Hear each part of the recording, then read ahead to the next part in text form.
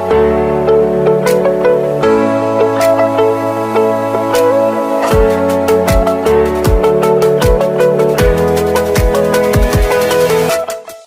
everyone, I am CA Pooja from Almighty Education, Hamirpur. On the request of students of commerce, I am here with a new series on fundamental of accounts. The series name is Learn Accounts with CA Pooja. This series will be very useful for every commerce student, either they are studying in school level, college level, or preparing for competitive exams like CA, CS in CWA. This series will also be useful for those professionals who wants to initiate their career in accounts. So let us start our series with the very first topic. The topic name is type of accounts. Type of accounts. Commerce subject का सबसे crucial subject होता है accounts, और accounts के जो ABC है which is called basics of accounts, these are called type of accounts. अगर आपको बेसिक्स नहीं पता, you don't know what is real account, what is personal account and what is nominal account, it means you don't know the subject. So this topic is really very important. तो accounts को कितने हिस्सों में categorise किया गया है, let us see. Basically, accounts have been categorized into two parts. One is called personal account. Second one is called impersonal account. Personal account is again categorized into three parts. One is called natural personal account. नाम को ध्यान रखिएगा, name में ही मतलब छिपा है. Artificial personal account, and the very third one is representative personal account. तो पहले हम पर्सनल अकाउंट को डिस्कस कर लेते हैं, देन इम्पर्सनल अकाउंट हम लास्ट में डिस्कस करेंगे. पर्सनल अकाउंट में पहली जो टाइप है that is called natural personal account. Natural means made by nature. Made by nature. Nature का मतलब आप भगवान कह दीजिए, आप अल्लाह कह दीजिए, आप प्रकृति कह दीजिए. तो नेचर ने किसको तैयार किया है? बेसिकली नेचर ने हम ह्यूमन बीइंग्स को तैयार किया है, प्लांट्स को तैयार किया है, एनिमल्स को तैयार किया है. जितने भी लिविंग बीइंग्स हैं, they all are created by nature. But here we are studying the account subject and we are studying the business. तो business जो है वो ना प्लांट्स के साथ डील करता है, ना एनिमल्स के साथ डील करता है. बिजनेस हमारा डील करता है ह्यूमन बीइंग्स के साथ. तो नेचुरल पर्सन में ह्यूमन बीइंग्स के काउंट आएंगे. What is human beings? Made with flash and bone, hard मांस का बना हुआ इंसान. वो सारे किसमें आएंगे? Natural personal account. लाइक मैं सीए पूजा, आप, mister Ram, mister Amitabh Bachchan, Katrina Kaif, like Salman Khan, ये सभी जो है these all are called human beings. हम सभी हार्ड मास के बने हैं. हम सभी आएंगे नेचुरल पर्सनल अकाउंट में. बेसिकली इसमें बिजनेस के जितने भी डेटर्स होते हैं, बिजनेस के जितने भी क्रेडिटर्स हैं, बिजनेस के सप्लायर, बिजनेस के कंज्यूमर और कस्टमर्स, इन सभी के अकाउंट जो आते हैं वो नेचुरल पर्सनल अकाउंट में आते हैं. जिनसे पैसा लेना है, पैसा देना है, जिनसे हमने गुड्स खरीदी हैं और जिनको हमने गुड्स बेची हैं. This all are called natural personal account. Hard mass का बना हुआ इंसान. The second one is called artificial personal account. What does artificial means? जब भी आर्टिफिशियल की बात आती है तो one thing is very much clear, it is made by man, it is not made by nature. इसे हमने तैयार किया है. तो जब भी मैं क्लास में पढ़ाती हूँ artificial personal account, students get very excited कि मैम वी नो इट, हमें पता है ये क्या है. ये क्या है? Chair is a artificial, building is a artificial, computer is a artificial because these are man-made. These are man-made. No, the answer is not this. क्यों? क्योंकि ये सभी की सभी थिंग्स हैं, ये सभी एसेट्स हैं और यहां पर हम पर्सन्स की बात करेंगे, हम यहां पर थिंग्स और एसेट्स की बात नहीं करेंगे। तो here you are wrong, artificial का मतलब यहां पर एसेट्स नहीं होता है। तो आर्टिफिशियल का मतलब क्या है? आर्टिफिशियल पर्सनल अकाउंट का मतलब है made by man with the help of law, with the help of law. आपने तैयार किया है पर आपने कानून की हेल्प ली है, किसी तरीके का लाइसेंस लिया है, उसके बाद उस संस्था को तैयार किया है। इन नटशेल जितने भी ऑर्गेनाइजेशंस हैं, इधर they are small level organisation, large scale organisation, government organisation, private organisation, किसी स्कूल का नाम, किसी कॉलेज का नाम, किसी हॉस्पिटल का नाम, किसी क्लब का नाम, किसी शॉप का नाम, कोई भी ऑर्गेनाइजेशन, वो सारी आती है आर्टिफिशियल पर्सनल अकाउंट में। That is over a person जो एग्जिस्ट करते हैं in the eyes of law. So got it? Natural personal account and artificial personal account. Now the third topic is representative personal account. Representative personal account क्या होते हैं? Representative personal account में basically मैं कुछ examples ले रही हूं।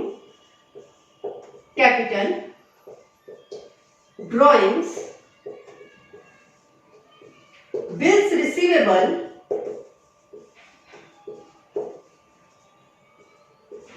bills payable,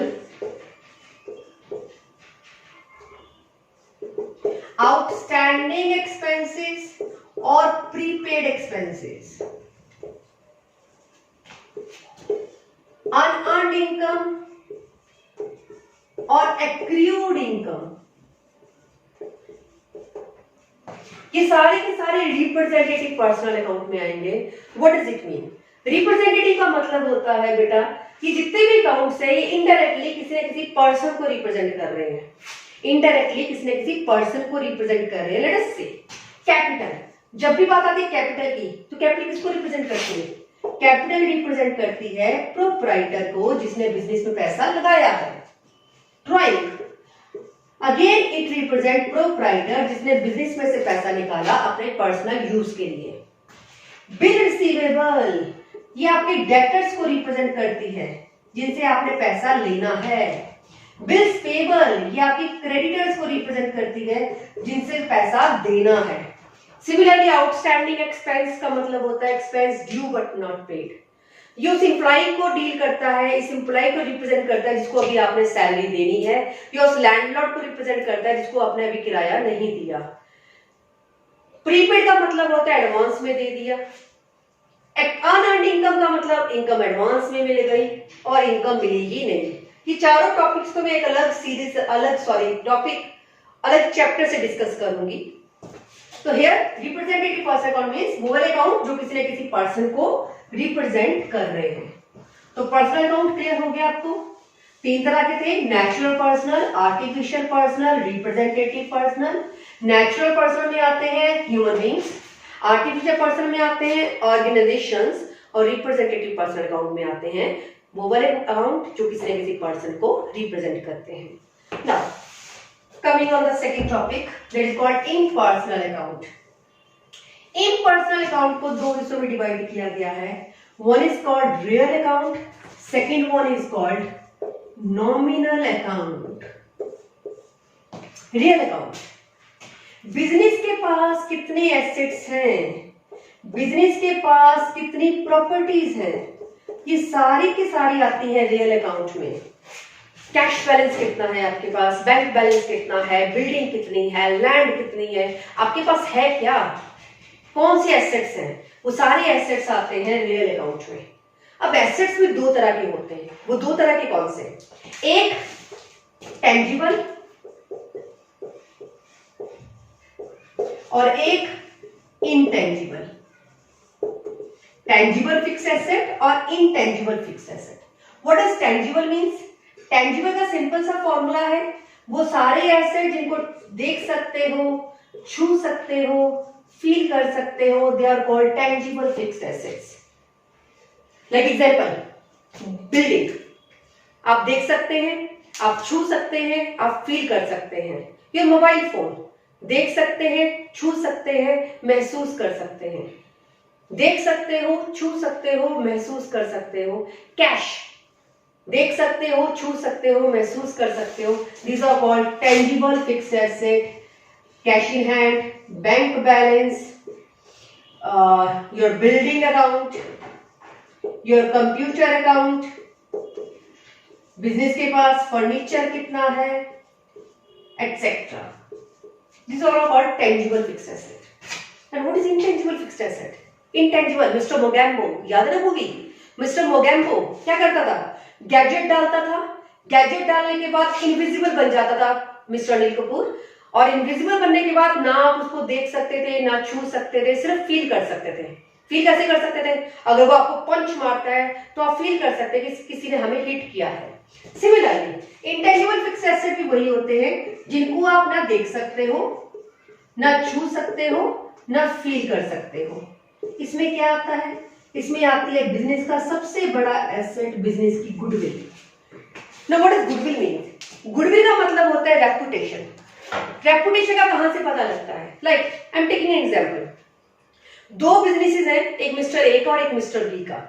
दोनों ही क्लॉथ में डील करते हैं, सेम तरह का कपड़ा दोनों ही सेल करते हैं।